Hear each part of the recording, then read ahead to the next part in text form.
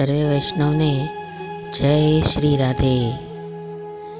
તો તમને બધાને લાગતું હશે કે આજે જય શ્રી કૃષ્ણને બદલે જય શ્રી રાધે કેમ? તો આજના આ વિડીયોમાં આપણે રાધા અવતાર વિશે વાત કરવાના છીએ।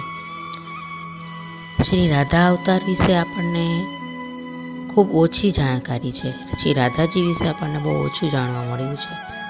તો આ પુસ્તક દ્વારા હું તમને તમારા સુધી રાધાજીની જે વાર્તા છે, જે તેમની વાત છે, તે પહોંચાડવા માગું છું। આમ જોવા જઈએ તો રાધાજી વિશે બોલવાનું કંઈ આપણું ગજું નથી, પણ આ પુસ્તકના માધ્યમથી હું તેમની વાર્તા તમારા સુધી પહોંચાડવાનો પ્રયત્ન કરીશ। તો આ પુસ્તકમાં જે પ્રસંગ હશે, જે વાર્તા છે, તે આપણે આજથી શરૂઆત કરવાના છીએ। આમ જોવા જઈએ તો છેલ્લા કેટલાક વર્ષોથી ન કેવળ ભારતની બલ્કે વિશ્વની પ્રજા પણ ભગવાન શ્રી કૃષ્ણ પ્રત્યે આકર્ષાયેલી અને કૃષ્ણ ભક્તિના રંગે રંગાયેલી જોવા મળે છે।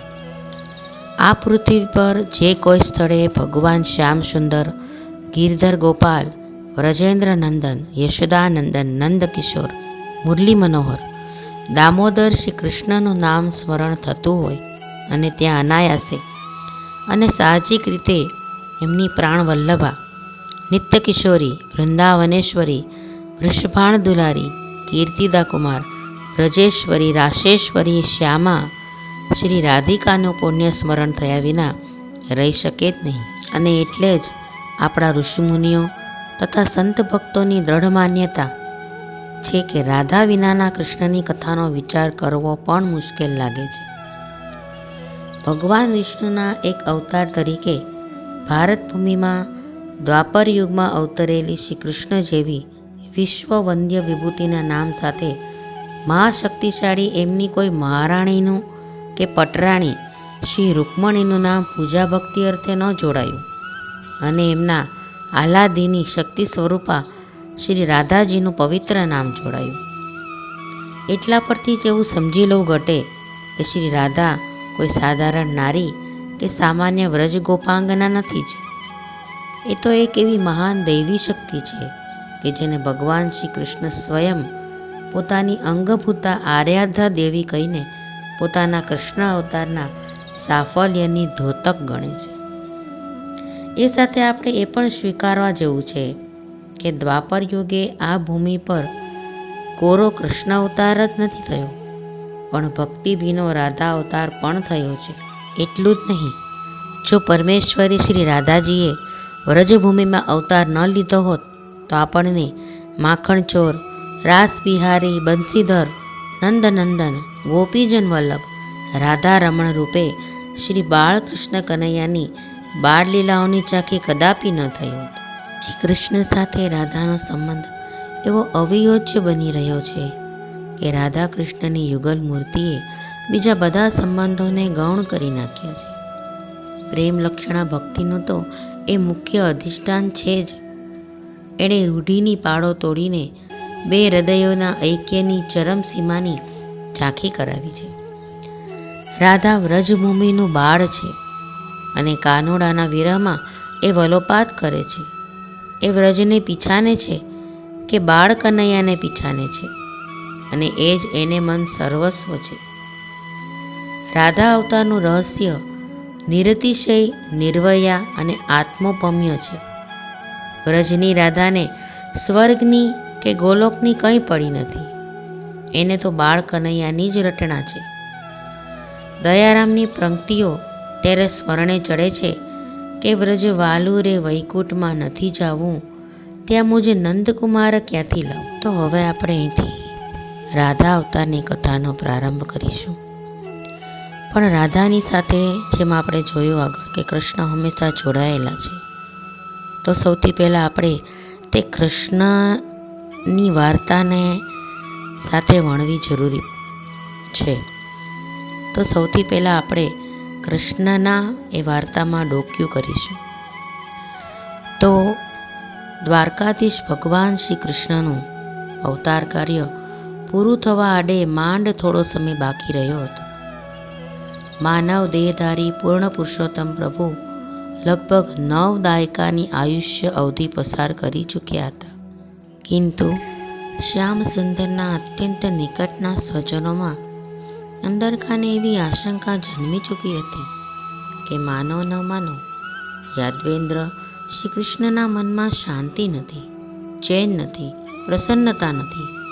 એમના ચિત્ત પ્રદેશમાં કોઈ અસહ્ય અને અકલ્પ્ય ઉથલ-પાથલ ચાલી રહી છે. ગમે તે કારણ હોય, પણ ભગવાન ભીતરથી ખૂબ જ વ્યથિત અને ચિંતાગ્રસ્ત છે. આમ તો પહેલેથી જ નંદકિશોર ખૂબ ચાલાક, ચતુર અને નટખટ હતા, એટલે અન્યની હાજરીમાં તો કોઈને અણસાર સુદ્ધાય આવવા દેતા નહીં કે તેમના હૃદયમાં શ્રી મનોવ્યથા ચાલી રહી છે. પરંતુ જ્યારે પોતે સૌ એકલા હોય ત્યારે પોતાના કૃષ્ણ ભવનના પશ્ચિમ દિશાના ઝરૂખાની દિવાલને અડેલીને સામે ગુગવતા અરબી સમુદ્રની પેલે પારની ક્ષિતિજ સામે એકી ટશે એવું તાકી તાકીને જોયા કરતા કે વાત ન પૂછો. અને ત્યારે એમના સદા સર્વદા સ્મિત રેલાવતા પેલા મોહક મુખારવિંદની રમણીય આભા પર ન કરી શકાય એવી કોઈ ઉદાસી અને ન ઉકેલી શકાય એવો એક અજંપો છવાઈ જતો હતો. પોતપોતાના સ્વતંત્ર આવાસોની અટારીઓમાં છુપાઈને છાની માની આ દ્રશ્ય જોયા કરતી દ્વારકાધીશની 8 રાણીઓથી પોતાના સ્વામીનાથના ચહેરા પરની આ અગમ્ય ઉદાસી જોઈ જતી ન હતી. પરંતુ હવે તો ખુદ રૂકમણીની હિંમત નથી ચાલતી કે જઈને પ્રાણનાથને પૂછે કે હે પ્રભુ, આપને શું થાય છે? અને એટલે બીજી તો કોઈ કલ્પના ન કરી શકતી. એ સૌ મનમાં એવું સમજીને ચૂપકીદી સેવે છે કે અત્યારે યાદવોમાં અંદરો અંદર જે ચરસાચરસી અને હુસાતુસી ચાલી રહી છે તેના આવી પડનારા દુષ્પરિણામોની ગંભીરતાથી અંતર્યામે શ્રી કૃષ્ણ ચિંતિત અને વ્યથિત રહે છે. પરંતુ જીવનભર કેવળ સાક્ષી ભાવે અનેક દુર્ઘટનાઓ, આપત્તિઓ, સંહારો અને યુદ્ધો નજરે નિહાળી ચૂકેલા અને હસતા હસતા બધું જીરવી પચાવીને પોતાનું અવતાર કાર્ય સફળ બનાવી રહેલા ઋષિકેશના હૃદયમાં અત્યારે મનોમંથન ચાલી રહ્યું છે શું, એ તો એમના સિવાય બીજું કોણ કહી શકે? અલબત્ત એવી 2 વિશિષ્ટ વ્યક્તિઓ આ ભૂખંડ પર હતી ખરી કે બેમાંથી કોઈ પર એક મનમોહનના ચરણ પકડીને અત્યંત લાગણીવશ થઈને એમ પૂછે કે કહો તો ખરા ત્રિલોકપતિ, ક્યાં ભક્ત યા સ્વજનના દુઃખે આપ આટલા દુઃખી થઈ રહ્યા છો? અને તો કૃષ્ણ ભગવાન શ્રી કૃષ્ણ પોતાના હૈયાની વાત એમની આગળ વ્યક્ત કર્યા વિના રહી પણ ન શકે. આ 2 વ્યક્તિ એટલે દેવર્ષિ નારદજી અને પરમ ભક્ત સખા ઉદ્ધવજી. પરંતુ કર્મ સંજોગે દેવર્ષિ નારદજી તો ઘણા લાંબા સમયથી આ બાજુ ફરક્યા જ ન હતા, અને ઉદ્ધવજીને તો સ્વયં શ્યામ સુંદરે જ કોઈ અંગત સંદેશો લઈને અર્જુન પાસે હસ્તિનાપુર મોકલી દીધા હતા. તેથી આ બંને મહાનુભાવોની અનુપસ્થિતિમાં દેવકીનંદન શ્રી કૃષ્ણના ચિત્તની વ્યાકુળતા દિવસે ને દિવસે વધતી જતી હતી. જ નહીં, જાણે અજાણીએ ક્યાંક ક્યાંક પ્રગટ પણ થઈ જતી હતી. યોગે સંજોગો પણ કંઈક એવા જ સર્જાઈ રહ્યા હતા જેનાથી કોઈ અજાણ ન હતું.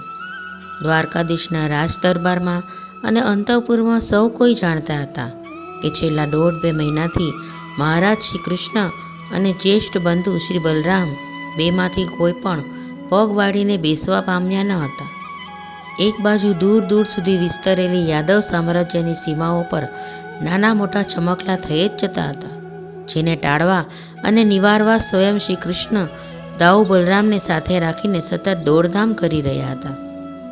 બીજી બાજુ સુરા અને સુંદરીની બુરી લતે ચડી ગયેલા કેટલાક મદોન્મત યુવાન યાદવો જાત જાતના અવિચારી અને અનૈતિક દુષ્કર્મો આચરીને યાદવ કુળની યશસ્વી કીર્તિને કલંક લગાડી રહ્યા હતા.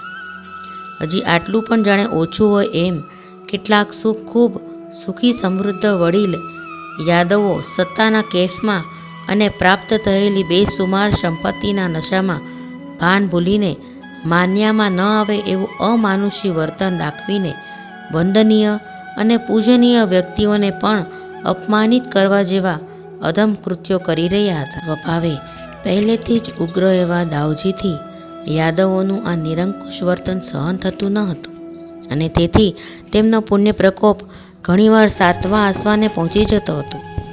પરંતુ યોગેશ્વર શ્રી કૃષ્ણના મનની સ્વસ્થતા અને હૈયાની ધીરજ આવા પ્રસંગોથી પણ જરાય જોખમાતી નહોતી. ઉપરથી જે બનવાકાળ હોય તે તો બનીએ જ જાય છે એમ કહીને તદ્દન અનાસક્ત ભાવે તેઓ મરક મરક હસવા લાગતા ત્યારે તો સૌ કોઈ આશ્ચર્યચકિત થઈ જતા હતા. અને તો પછી યાદવેન્દ્રની પેલી આંતરિક ઉદાસી અને અગમ્ય મનોવ્યથાનું રહસ્ય શું છે તે પામવા એક બાજુ વસુદેવ, દેવકી અને રોહિણીમાં મથી રહ્યા હતા તો બીજી બાજુ દાવજી અને પટરાણી રૂકમણી પણ પોતપોતાની રીતે પ્રયત્નો કરી રહ્યા હતા. પરંતુ દૈવયોગે હજી કોઈને સફળતા મળી ન હતી. જેમ ત્રિકાળ જ્ઞાની સહદેવ પોતાના ભ્રાતાઓ અને સતી દ્રૌપદી પર આવી પડનારી ભાવિ આપત્તિઓ અંગે પહેલેથી જ જ્ઞાત હતા, છતાં પૂછ્યા સિવાય કોઈને કશું કહી ન શકે એ અભિશાપથી મનોમન ભારે વ્યથા અને પરેશાની ભોગવીને દુઃખી થઈ ગયા હતા. એવું તો કશું જ અંતર્યામી અવિનાશ માટે થવું શક્ય ન હતું. પછી ભલેને એ પોતે અગાઉથી જાણી ચૂક્યા હોય કે હવે થોડા જ વર્ષો બાદ આ સુવર્ણ નગરી દ્વારિકાનો સર્વનાશ થઈ જવાનો છે. યદુનંદન તો ક્યારનાય જાણતા હતા કે જે નગરીના સર્જનથી માંડીને એમની સર્વતોમુખી સિદ્ધિ સુધીની સાફલ્ય યાત્રાના પોતે સર્જક, સંરક્ષક અને સંવર્ધનક હતા તે આ 2 નમૂન દ્વારકાપુરીની સુવર્ણ રત્નજડિત કળશોથી વિભૂષિત અસંખ્ય ગગનચુંબી ઇમારતો ઇન્દ્રપુરીને પણ ઝાંખી પાડે એવી એની દિવ્ય વૈભવયુક્ત યદ્ધિસિદ્ધિ, અનુપમ કલા કૌશલ્યથી કંડારેલી અલૌકિક મૂર્તિઓ વડે શોભતા એવા વિશ્વવિખ્યાત દેવાલયો, સ્વર્ગીય ઉદ્યાનો અને રમણીય ઉપવનોની અવર્ણનીય શોભા, અજેય અને અભેદ્ય ગણાતા એવા કોટ કિલ્લા, બુરજ અને તોતિંગ દરવાજા, આ બધું જ કાળરૂપી સમુદ્રના ગહન પેટાળમાં સદાને માટે પોઢી જવાના છે. એટલું જ નહીં, સતી ગાંધારીના શાપ નિર્મિત ગણો કે વિધિ નિર્ણિત આ સમસ્ત યાદવવંશનું જ પણ ક્યાં નામો નિશાન રહેવાનું છે. બધું જ કાળના ખપ્પરમાં સ્વાહા થઈ જવાનું છે. એ હકીકતથી તો અંતર્યામી ક્યાં અજ્ઞાત હતા. અરે ખુદ પોતાના દેહોત્સર્ગના પણ સ્થળ, કાળ ને કારણથી ભગવાન ક્યાં અજાણ હતા. એમને તો ઉપરથી મનમાં એક જાતનો સાત્વિક આનંદ થઈ રહ્યો હતો કે હાશ, દ્વાપર યુગનું પોતાનું અવતાર કાર્ય આખરે પરિપૂર્ણ થવા આવ્યું ખરું. અને તો પછી પેલી અગમ્ય ઉદાસી, અસામાન્ય અજંપો અને કોઈ ગહન વિચાર સૃષ્ટિમાં અવારનવાર ગરકાવ થઈ જવું, આ બધું શું છે? આ બધું શાને આભારી છે? એ તો કોઈ કહેતા કોઈથી કરી શકાતું ન હતું. બીજા બધા ભલે ગમે તે સમજે અને મનમાંની કલ્પનાઓ કરે, પરંતુ એક વાત સુનિશ્ચિત હતી કે યાદવ કુલભૂષણ વાસુદેવ શ્રી કૃષ્ણની આંતરિક અશાંતિ અને માનસિક અસ્વસ્થતા સાથે ઉપરોક્ત ભાવિ દુર્ઘટનાઓ કે યાદવ સ્થળની એંધાણીઓનો કોઈ સીધો યા આડકતરી સંબંધ ન હતો. તેઓ તો આ બધાયથી સંપૂર્ણ પર હતા, નિર્લેપ અને નિર્બંધ હતા. યાદવા સ્થળીરૂપી આ કુલનાશક અને વિનાશક ઘટનાચક્ર જ નહીં, ખુદ પોતાના આ માનવ દેહોત્સર્ગના એ માત્ર સાક્ષી જ બની રહેવાના હતા.